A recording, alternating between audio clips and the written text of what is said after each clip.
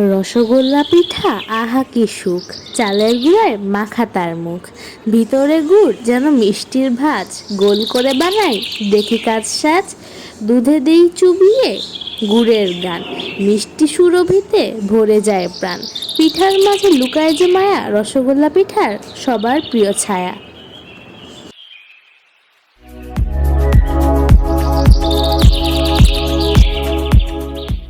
আসসালামু আলাইকুম, কেমন আছো তোমরা সবাই? আশা করি সবাই অনেক ভালো আছো। কাছে কিংবা দূরে যে যেখান থেকে আমার এই ভিডিওটি দেখছো, সবাইকে হাঙড়ি মেলার পক্ষ থেকে অনেক অনেক শুভেচ্ছা।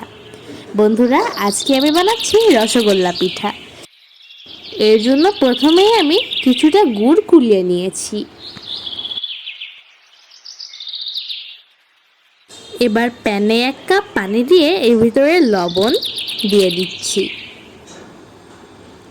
সাথে একটু ফ্লেভারের জন্য আমরা এলাচের গুঁড়াও দিয়ে দিলাম। এবার আমরা দিয়ে দিব মাত্র 1 কাপ চালের গুঁড়া,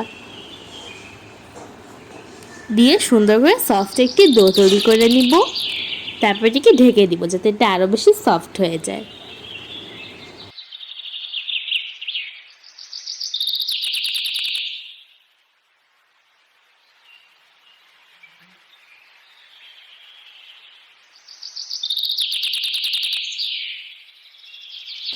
এবার এই আটার ভিতর গুড়টি দিয়ে আমরা এটিকে সুন্দর করে সিল করে দিব।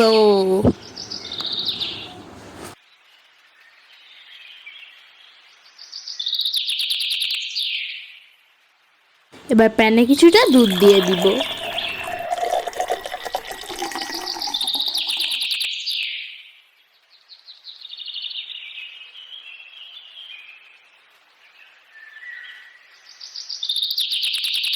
এবার দুধটি একটু জাল হয়ে আসলে এর ভিতরে আমরা চিনি, এলাচের গুঁড়া, তেজপাতা এবং কিছুটা লবণ দিয়ে দিব। দিয়ে বলগুলোকেও এর ভিতরে দিয়ে দিব।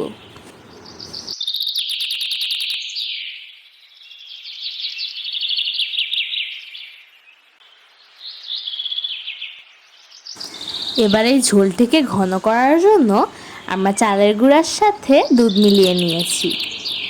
এবার এটাকে দিতে থাকবো আর অনবরত নাড়তে থাকবো।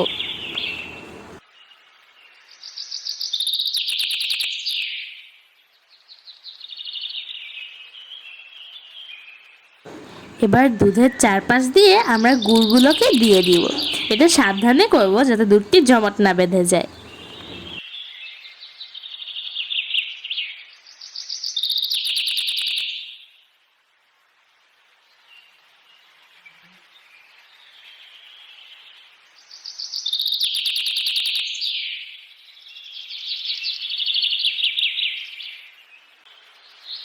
আর বন্ধুরা, মাত্র 5 মিনিটে আমাদের এই শীতের পিঠাটি রেডি হয়ে গেল।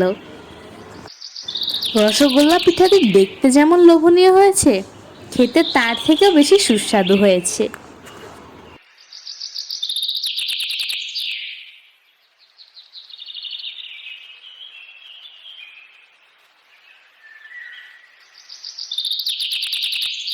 আমি বোঝানোর জন্য তোমাদেরকে একটু কেটে দেখাচ্ছি। ভিতরে পুরো গুড় মেল্ট হয়ে গিয়েছে। তো আমার রেসিপিটি যদি তোমাদের কাছে ভালো লাগে থাকে, অবশ্যই লাইক করে দিও। আসসালামু আলাইকুম।